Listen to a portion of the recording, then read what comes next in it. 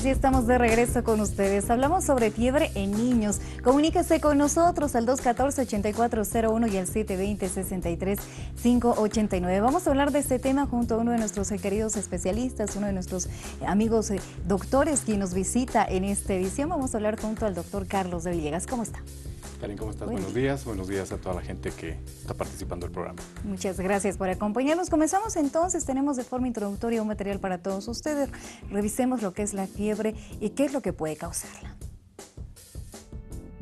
La temperatura normal del cuerpo puede variar ligeramente a lo largo del día. Si la temperatura de un niño es más alta que lo normal, indica que tiene fiebre. Generalmente la fiebre es un signo de que el organismo está luchando contra una infección. Cuando un germen activa las defensas del organismo, es decir, el sistema inmunológico, son muchas las reacciones que ocurren. La fiebre es un signo de esas reacciones, no es una enfermedad en sí misma. Generalmente cuando los niños tienen fiebre se sienten calientes al tacto. Para confirmar que su niño tiene fiebre, utilice un termómetro y mida su temperatura corporal.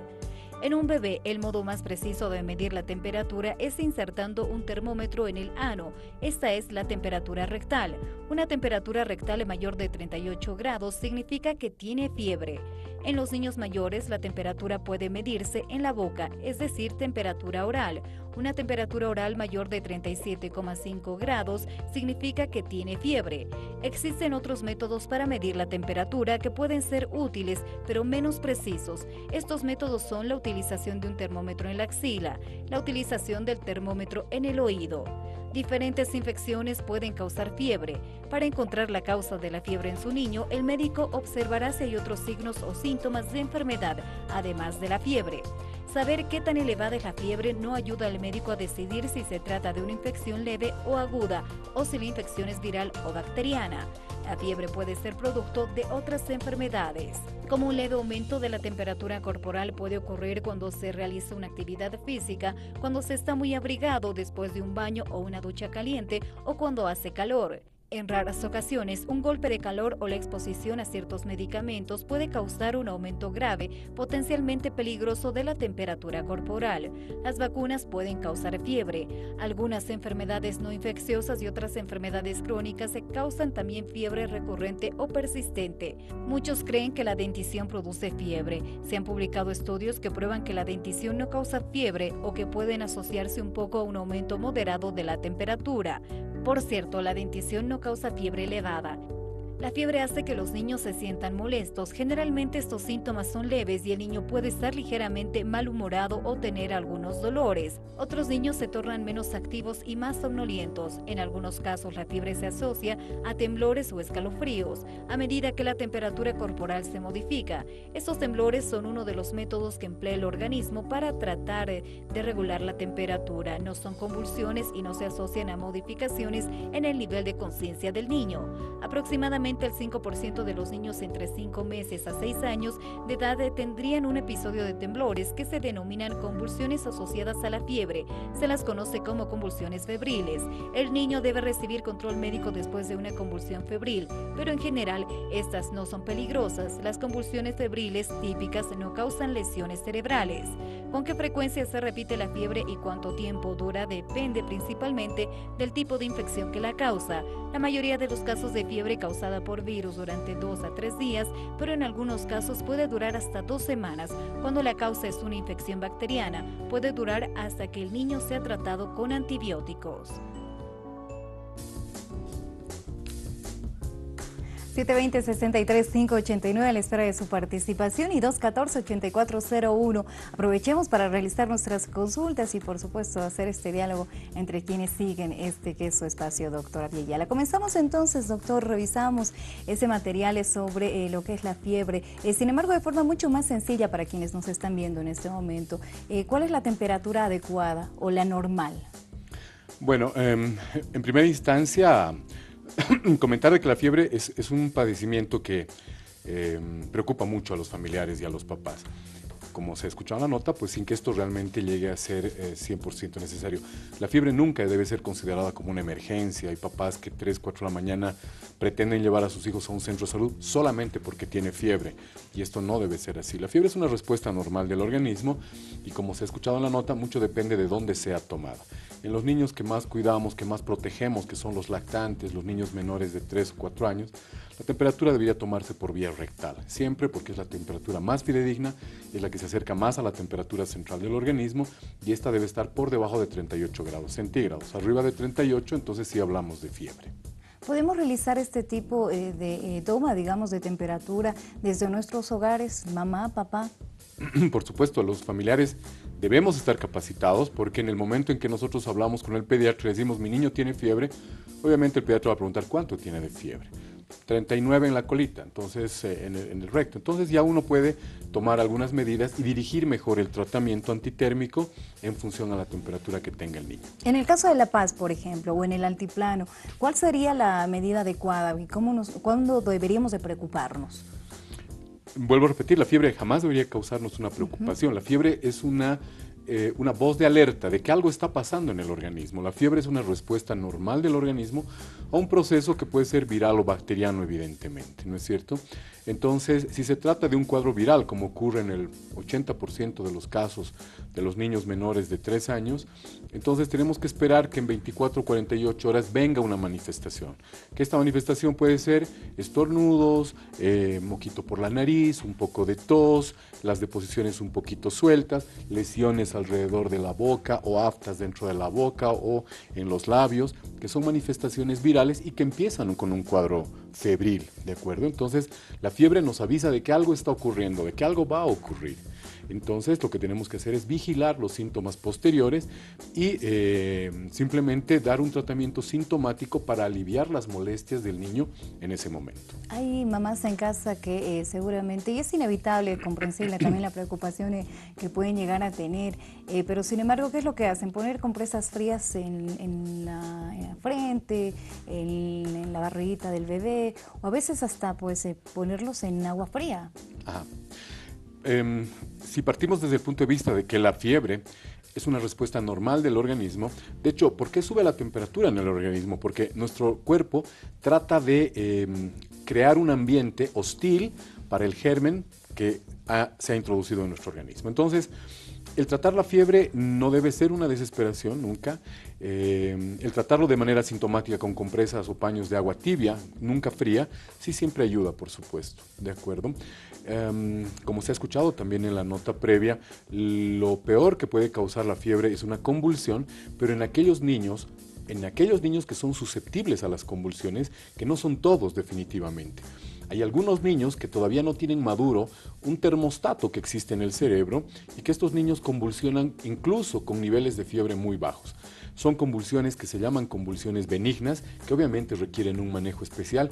Y quizás estos niños que convulsionan por fiebre son los que tenemos que tener más cuidado, digamos, en su tratamiento. Hace fiebre, paños de agua tibia, hay que bañarlo con agua normal, no con agua fría, ponerle compresas en el pecho, en la frente, darle sus antitérmicos para evitar que llegue a un punto de convulsión. Ahora, la convulsión generalmente se presenta en niños entre los 6 meses y los 4 o 5 años. Fuera de estos rangos, la fiebre absolutamente no causa ningún problema.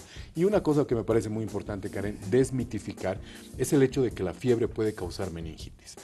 Este es un temor muy grande en nuestra población. Esto hace de que muchos papás se pongan muy alertas frente a la presencia de fiebre, pensando en que si su niño sigue teniendo fiebre, puede llegar a tener meningitis. Y esto es totalmente falso. Esta es una creencia, está muy arraigada en nuestro medio. La gente cree que si el niño tiene fiebre muy alta, 39 o 40, le va a dar una meningitis, y esto es totalmente falso. Vamos a ir dando lectura a las consultas que nos están llegando, gracias a aquellas mamás, papás que nos están escribiendo, y recordarles que el 214-8401 está habilitado. Hablamos sobre fiebre en niños, sin embargo, cualquier otra consulta sobre pediatría en general, por supuesto que va a ser siempre bienvenida. Buen día, felicitarles por el programa. Yo estoy cruzando un problema similar con la temática que ustedes están abordando. Mi niño de 3 años hace 11 días padecía de fiebre alta, lo llevé a emergencias, pero sin embargo empezó a convulsionar antes de que sea tratado.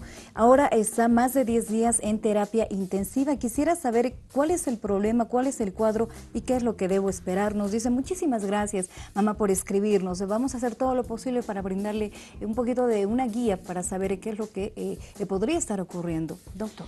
Bueno, obviamente se necesitan algunos datos más para poder emitir algún criterio al respecto. Vuelvo a repetir, y pese a a esta nota que envía la mami, el hecho de que el niño esté en cuidados intensivos no es causa de la fiebre, primero, ¿de acuerdo? Incluso la fiebre, las convulsiones febriles son convulsiones benignas que son fácilmente controlables. Quiero pensar de que este niño ha tenido probablemente un proceso infeccioso, no lo sé, quizás en el sistema nervioso central, puede ser una encefalitis, puede ser una meningitis. Esto ha desencadenado la fiebre, las convulsiones y está haciendo que el niño permanezca aún en una unidad de cuidados intensivos. Bueno, entonces yo creo que esa debería ser la secuencia en lo que ha ocurrido con este bebé, pero de ninguna manera creo que esto haya sido fiebre. Fiebre causa meningitis, meningitis convulsiones y esto terapia intensiva. Quiero pensar de que ha habido un cuadro infeccioso previo que se ha manifestado, porque definitivamente la meningitis sigue existiendo, es un padecimiento que todavía se ve en nuestro medio, con mucha menos frecuencia que hace algunos años, por supuesto, gracias a la implementación de las vacunas en el programa ampliado de inmunizaciones, y entonces esto hace de que cada vez veamos menos casos de meningitis, pero siguen habiendo. Y la meningitis, mamás, provoca fiebres muy altas primero, provoca también convulsiones y provoca que muchos niños estén en terapia intensiva, quizás como este niño. Vamos a dar lectura a los mensajes. 214-8401. Mamás, papás, no sean tímidos, comuníquense con nosotros. Hola, doctor, una pregunta. Mi hijito presentó fiebre de 38,5 durante la noche y ese sueltas. Imaginé que era una infección, no lo mediqué y por la mañana hasta hoy, que ya son 12 días, no repitió el episodio. Está muy bien, nos dice. ¿Usted de qué cree? Bueno, tal vez la preocupación de que vuelva a tener este episodio de fiebre alta. Que perfecto, ¿qué es lo que tiene que ocurrir? Probablemente sí fue una infección, quizás fue una infección viral, el organismo hizo lo que tenía que hacer, fiebre para defenderse, presentó deposiciones sueltas, luego el niño se pone bien, quiere decir que el organismo ha cumplido con lo que tenía que hacer, defenderse contra un problema probablemente viral, que es lo que le ha causado la diarrea. Ahora, muchas veces encontramos que el niño hace fiebre, tratamos 24, 48 horas la fiebre, luego la fiebre desaparece y el niño no tiene otro síntoma, y el papá se alarma y dice, ¿qué habrá podido ser? Bueno, tampoco lo podemos saber porque eso sería como tratar de adivinar, pero sí podemos deducir de que el organismo ha cumplido su papel. Ha habido un organismo extraño que ha entrado al organismo, el organismo hace fiebre, detiene al microorganismo, no deja que el microorganismo se instale y desaparece la fiebre, no hay síntomas ni molestias. ¿Esto es normal? Sí, por supuesto puede ocurrir y esto no tiene que preocupar a los familiares. ¿Qué relación tiene, doctor, la fiebre con la diarrea? Bueno, esto lo digo por las preguntas que nos están llegando, ¿no? Si es que existe alguna. Existe relación no solamente con la diarrea, sino con cualquier tipo de enfermedad, ¿de acuerdo? En el momento en que un patógeno, un organismo ingresa a nuestro cuerpo debe hacer fiebre para defenderse. ¿De qué estamos hablando? Resfrío, faringitis, paperas, varicela, diarrea, etc. Cualquier hepatitis, cualquier enfermedad infecciosa donde un microorganismo entre a nuestro cuerpo va a hacer fiebre como mecanismo de defensa ante ese germen que nos está invadiendo. Gracias, doctor. Última consulta de este bloque, el 214-8401 también está habilitado. Buenos días, una pregunta. Me voy a vivir a Santa Cruz con mi niño de 1 año y mis niños de 1 año y 3 años. Estamos en La Paz. ¿Será que tengo que hacerle vacunar contra la fiebre amarilla? Nos dice, gracias por su pregunta, doctor. La vacuna de fiebre amarilla no solamente porque tenga que irse a vivir a Santa Cruz, todos los niños mayores de 1 año deben recibir esta vacuna para estar protegidos contra esta enfermedad. Santa Cruz ciudad, hasta donde yo sé, no hay ningún reporte sobre brotes de fiebre amarilla, pero el hecho de que tenga un esquema completo de inmunizaciones es importante. Entonces, la recomendación es que si su niño tiene más de 1 año, sí debería recibir la vacuna contra fiebre amarilla. Perfecto. Nos vamos a una pausa en Doctora Villayala. Hablamos sobre fiebres de niños. Cualquier pregunta que quiera realizarnos con relación a la pediatría, por supuesto, estamos prestos a dar respuesta a ello y siempre una guía. Este es su programa relacionado a salud y, por supuesto, estamos a la espera de su participación. Tenemos una llamada telefónica antes de irnos a la pausa. Adelante, por favor. Buen día. Janet. Muy buen día, buenos días, felicitarle por su programa, muy interesante lo que le quería preguntar al doctor. Mi hijita hace más de 3 meses tuvo un diagnóstico de amigdalitis porque sus amígdalas son grandes, entonces constantemente se enfermó con fiebre y a la final le dio flemitas y que no podía, ningún antibiótico le podía quitar, tomó diferentes, le inyectaron penicilina, diferentes antibióticos. Gracias a Dios ahora está bien, entonces los doctores me dicen que la amígdala crece por un resfrío mal curado y le quería preguntar al doctor cómo se puede curar un buen resfrío. Y si mi hija, gracias a Dios, ahora ya no está con la flema, un antibiótico le hizo bien, gracias a Dios. Yo quisiera preguntarle eso al doctor, cómo puedo cuidarla para que no vaya a una cirugía, porque me dijeron que si puede seguir así o si no desinflama, podría ir a una cirugía. Y también, por favor, tiene un ganglio inflamado, que está más de 3 meses con un ganglio inflamado en su cuellito, y no sé cuánto tiempo más podría estar así, se le va a quitar solo. Esa es mi pregunta, por favor. Muchísimas gracias, Janet, por comunicarse con nosotros. Bueno, en primera instancia, establecer claramente de que las amígdalas no crecen por un resfrío mal curado. Bueno, explicarle a Janet de que las amígdalas, hay niños que de manera constitucional, o sea, por su constitución física, tienen amígdalas grandes. Entonces, hasta hace algunos años, la conducta generalmente era quirúrgica cuando un paciente tenía amígdalas grandes. Ahora, un niño debe cumplir 3 requisitos para ser operado de las amígdalas: que tenga infecciones a repetición, que tenga amígdalas tan grandes que produzca problemas en cuanto a la respiración y a la dinámica de la respiración durante el sueño, apneas del sueño, o que sean amígdalas tan grandes que impidan una buena alimentación en el niño y esto haga que no tenga un peso adecuado para la edad. No es que un resfrío mal curado va a hacer crecer las amígdalas. Las amígdalas es un tejido linfoide que se encuentra en la parte posterior de la faringe, que tiene como objetivo tratar de limitar el proceso infeccioso. Es decir, cuando hay una infección, nuestro organismo trata de localizar los virus, matarlos y dejar que esa infección se quede en ese lugar y no avance hacia otros lugares del cuerpo, para que se entienda en términos sencillos. Entonces las amígdalas tienen una función, quitarlos por quitarlo tampoco es una buena medida o una buena práctica. Lo que hay que hacer es, en el caso de Janet, en el cual ha recibido varios antibióticos y no ha habido una buena respuesta, lo que se puede hacer es un cultivo y un antibiograma de una vez que tenga una infección en la garganta. ¿Esto qué quiere decir?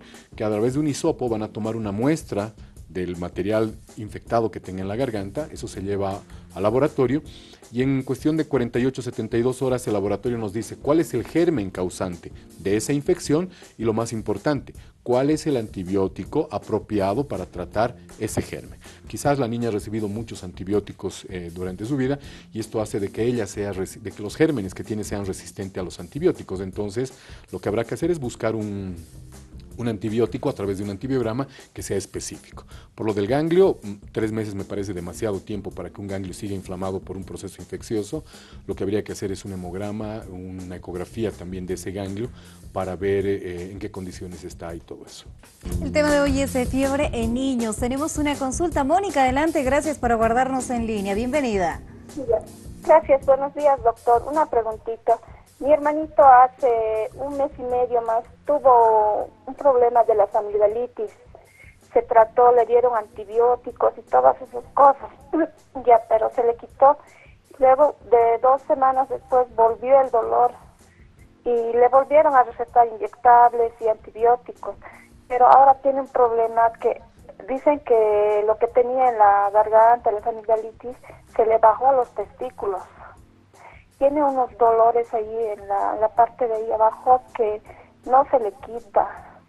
¿Y qué se llama? ¿Tiene algo que ver que haya tenido las amigdalitis? Muchísimas gracias, Mónica, por realizar su consulta, doctor. Bueno, definitivamente no hay una relación, ¿de acuerdo? Las faringoamigdalitis o amigdalitis es una de las infecciones más frecuentes en los primeros 4 o 5 años de vida. Durante los primeros 2 o 3 años estas infecciones son generalmente virales, no requieren un tratamiento antibiótico como tal, la mayoría de los casos, no todas por supuesto, pero hay una cultura de que todas las amigdalitis deben tratarse, porque existe también una creencia muy arraigada en nuestro medio de que si no se trata un resfrío bien o una amigdalitis, no se cura bien, va a afectar esto al corazón.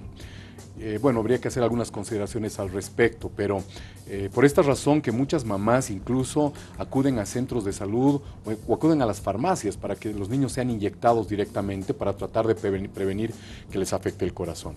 Vuelvo a repetir, casi el 80% de las infecciones en las amígdalas, en los niños pequeños, son de origen viral y no deberían requerir un tratamiento antibiótico. Ahora, no existe una relación entre que el niño haya tenido una amigdalitis y que ahora esté con dolor testicular.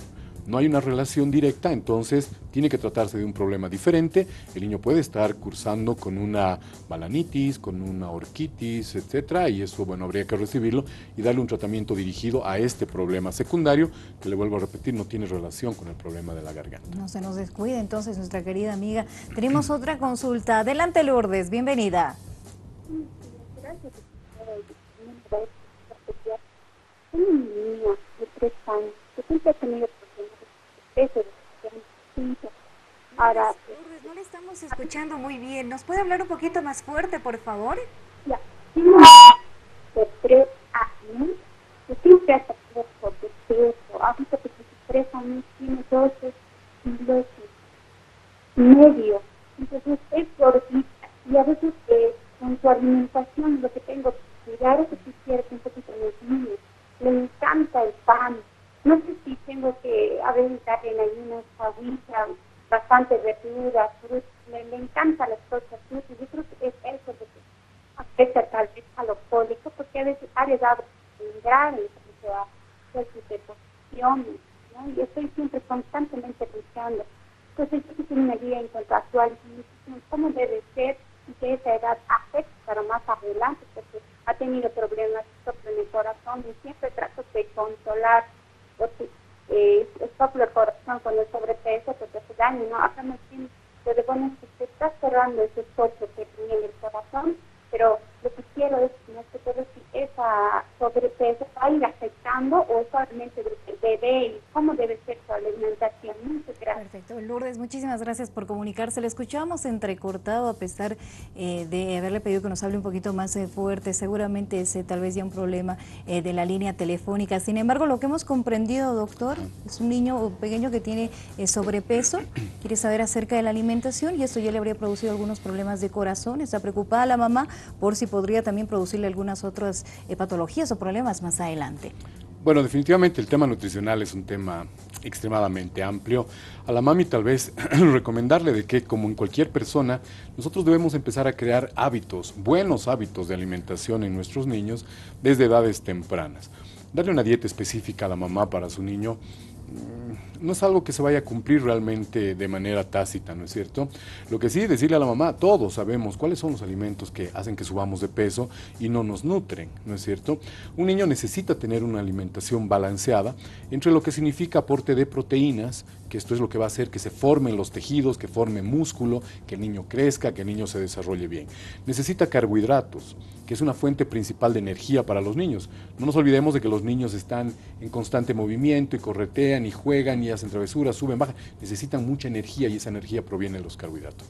Y obviamente grasas, que sean grasas saludables, para que se favorezca el funcionamiento de muchos sistemas, que se formen hormonas dentro de nuestro organismo.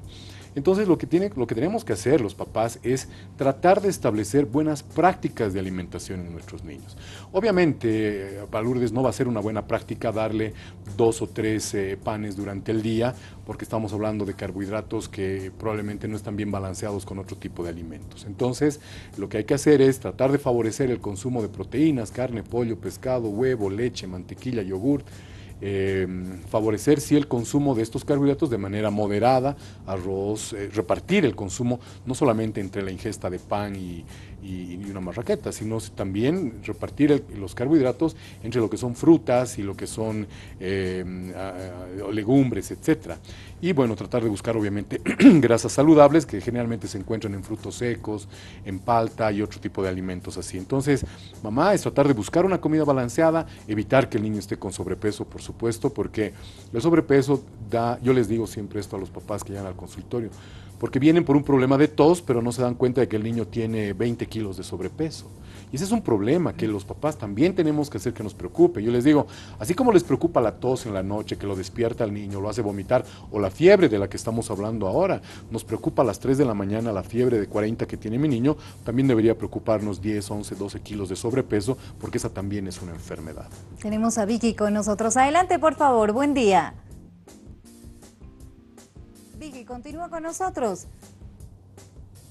Bien, si es que se nos fue la llamada, lo sentimos. Es importante dar respuesta completa a quienes nos van enviando sus mensajes o se comunican de forma previa. Damos lectura a las consultas. Buenos días al programa. Felicidades por este espacio para informarnos. Mi consulta es la siguiente. Mi hijita ya cumplió 1 año, le toca su vacuna. Anteriormente me aconsejaron darle paracetamol unas horas antes de la vacuna, pero también me dijeron que hacer esto disminuye la eficiencia, la eficacia en todo caso de esta. Nos dice, ¿algún consejo, por favor? ¿El paracetamol le puede evitar la fiebre también? Bueno, una mami bien informada respecto al tema de vacunación. Sí existe una tendencia durante mucho tiempo de recetar antitérmicos de manera profiláctica, quiere decir, sin saber si realmente va a haber o no va a haber una reacción contra las vacunas, administrar antitérmicos de manera profiláctica. Hay estudios que sí apoyan lo que menciona la mami, de que el uso de antitérmicos de manera profiláctica puede disminuir, no de forma significativa, sí, pero puede disminuir la inmunogenicidad de la vacuna. Ahora, la vacuna del año, que es la vacuna contra el sarampión, papera y rubiola, normalmente no causa reacción, normalmente. Entonces no deberíamos administrar antitérmicos de manera profiláctica, no se recomienda. Se han reportado en algunos casos fiebre durante los primeros 7 días de haberse colocado la vacuna, pero que no es una fiebre constante, que no es una fiebre que realmente requiera de tratamiento. En el caso particular de la mami, no le recomendaría administrarle antitérmicos por el tema de la vacunación del año. Tenemos a Sandy con nosotros. Adelante, por favor. Buen día. Buenos días, Karen. Buenos días, doctor. Una consulta, por favor. Mi niño, algunos, no todos los días, pero de vez en cuando presenta la orejita roja y bueno, me indica que está muy caliente, ¿no? Se toca y sí, yo veo y una oreja está rojita y la otra normal. Entonces quería consultar eso con el doctor, ¿no? Si a qué se debe o es algo normal. Pasa de vez en cuando. Ayer, por ejemplo, estaba así y esta mañana ya es todo normal, ¿no? No sé si tiene alguna infección o es normal, por favor. Gracias, Sandy, por comunicarse. Bueno, a Sandy decirles simplemente que el aumento de la temperatura de manera local sí puede hablar de un proceso infeccioso. Si, por ejemplo, tenemos una inflamación a nivel de la rodilla, pues la rodilla se va a poner roja, se va a poner caliente y generalmente va a venir acompañada de otros síntomas. Lo que habría que ver en el niño es si tiene o no un proceso infeccioso, si es el oídito lo que se le pone muy colorado, ver si no tiene una infección en ese oído. Y eso solamente lo podemos saber mirando ese oídito, ¿no es cierto? Ahora, existen también muchos fenómenos vasculares que se llaman, en los cuales distintas regiones del organismo hacen que los vasos sanguíneos se abran mucho, llega un torrente de sangre muy grande y aumenta la temperatura, pero a nivel local. Son estos niños típicos que los vemos con los cachetitos bien encendidos, muy enrojecidos, que es normal, cuando hace más calor se ponen más encendidos, hace frío y se ponen menos. Y quizás también en el caso de este niño sea un fenómeno vascular local que hace que solamente el oídito se le ponga muy rojo y colorado, pero que después desaparece. Damos lectura a los mensajes. Buen día, quisiera saber si las convulsiones tienen consecuencias permanentes. Mi hijo convulsionó hace años atrás, ahora parece que tuviera un retraso mental. Le hice revisar, dice que no tiene nada, ya no sé qué hacer, por favor. Mucho depende, Karen, del origen de las convulsiones, ¿de acuerdo? Normalmente las convulsiones es una descarga eléctrica normal en el sistema nervioso central y evidentemente esto puede dañar neuronas en el cerebro y dependiendo dónde está el foco que ha causado la convulsión, entonces se pueden ver una u otro tipo de secuelas o complicaciones de las convulsiones. En el caso de las convulsiones febriles, se conocen como convulsiones benignas porque estas no deberían lastimar las neuronas del cerebro, pero definitivamente igual es una convulsión. Entonces, con la mami que nos escribe y nos manda el mensaje, habría que saber primero cuál ha sido la causa, si ha sido una sola convulsión, cuánto tiempo ha durado la convulsión, porque es diferente una convulsión que dura 10, 15 segundos, que probablemente no va a dejar ninguna secuela. Esto es diferente a una convulsión que dure 5, 10 minutos, que pueden hacer que incluso un niño entre en una unidad de cuidados intensivos por los problemas que puede crear. Entonces, sí, quizás si hay alguna complicación, habría que hacer un estudio más profundo para ver qué tipo de secuelas puede haber dejado la convulsión. Buenos días, felicidades por el programa. Mi consulta es la siguiente. ¿Existe vacuna para la meningitis? ¿A partir de qué edad podemos poner la vacuna y dónde podemos adquirirla? Ok, esto también es muy importante establecerlo. No existe una vacuna contra la meningitis. ¿Por qué razón? Porque existen muchos gérmenes que pueden pueden causar la meningitis. Ahora, todos los niños que han recibido la vacuna pentavalente a los 2, 4, 6 meses, con refuerzo al año y medio y a los 4 años, tienen una protección de aproximadamente el 80% contra la meningitis. ¿Por qué? Porque este bicho, que se llama Haemophilus influenza, era el germen habitual, el germen más habitual para causar las meningitis. Entonces, 80% de las meningitis están cubiertas con esta vacuna. Hace 3 o 4 años atrás, el programa ampliado de inmunizaciones también incluye dentro del esquema nacional de vacunación la vacuna contra el neumococo. El neumococo causaba el 15% de las meningitis también en los niños menores de 5 años. ¿Qué quiere decir? Que un niño que tiene las vacunas completas hasta los 3, 4 años tiene una protección del 95% contra la meningitis, por Haemophilus influenza y por neumococo, que son los 2 gérmenes más habituales. Entonces queda un 5% de gérmenes que pueden causar también meningitis, por supuesto. Hay vacunas disponibles en nuestro medio que ya no están cubiertas por el Ministerio, por el Programa Ampliado de Inmunizaciones, que es la vacuna contra el meningococo. Con eso vamos a tener una protección del 98%, quedando un 2% de probabilidades de que una persona haga meningitis o un niño haga meningitis a causa de un virus o de un parásito. Entonces, respecto a esto no existe una vacunación específica, pero con un programa completo de vacunación tenemos una protección de casi el 95% contra las meningitis. Últimos minutos y últimos mensajes. ¿En qué caso se debería dar un baño de hielo en tina, doctor? Nunca un baño de hielo, ¿de acuerdo? Los niños que tienen problemas de convulsiones febriles, quizás un baño con agua regular, agua tibia regular para bajar un poco la temperatura y los antitérmicos deben ser suficientes. Buen día, mi niña tiene 3 años, tiene halitosis, ya fue al dentista, aún persiste. Estos días estuvo con fiebre, la llevé de emergencia, le dieron ibuprofeno. A pesar del medicamento seguía, tiene también la garganta enrojecida, se le pasó. Quiero saber qué es lo que podría haber ocurrido. Nos dice, gracias a María por escribirnos. Si el dentista ha descartado un problema de placa bacteriana, que es una de las causas principales de halitosis, hay que revisarla para ver si esta infección que tenía en la garganta no ha producido la formación de cáseum, que es un material parecido a la pus blanquecino que se ubica en las criptas amigdalares, y que esta sea la causa de la halitosis. Tengo un niño de 5 años, desde hace 3 meses se está mojando la cama. ¿Qué es lo que podría hacer y hacer? Primero, descartar un problema de infección urinaria. Las infecciones urinarias hacen que los niños puedan tener polaquiuria, que es la emisión frecuente y en pequeñas cantidades de orina. Y si los exámenes de laboratorio están normales, la valoración por un psicólogo infantil es importante porque puede haber una causa subyacente psicológica que esté haciendo que un niño que antes controlaba bien los esfínteres y no mojaba la cama, empiece nuevamente a mojarla.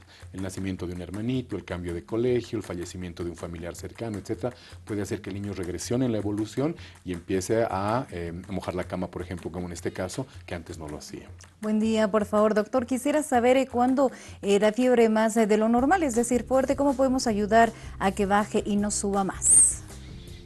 Lo importante es darle un tratamiento antitérmico, repito, no porque la fiebre sea mala, sino para combatir ese estado de malestar, de decaimiento que tiene el niño, en el cual no quiere comer, está lloroso, etc. Entonces, la administración de un antitérmico, paracetamol o ibuprofeno, que es lo que usamos de preferencia en estos casos, es la primera medida. Observarlo y comunicarse con el pediatra ante cualquier reacción anormal que tenga o manifieste algún otro tipo de enfermedad, es decir, fiebre más alteración de la conciencia, tiene que ver el pediatra. Fiebre más deposiciones líquidas con sangre, tiene que hacerse un examen y verle al pediatra.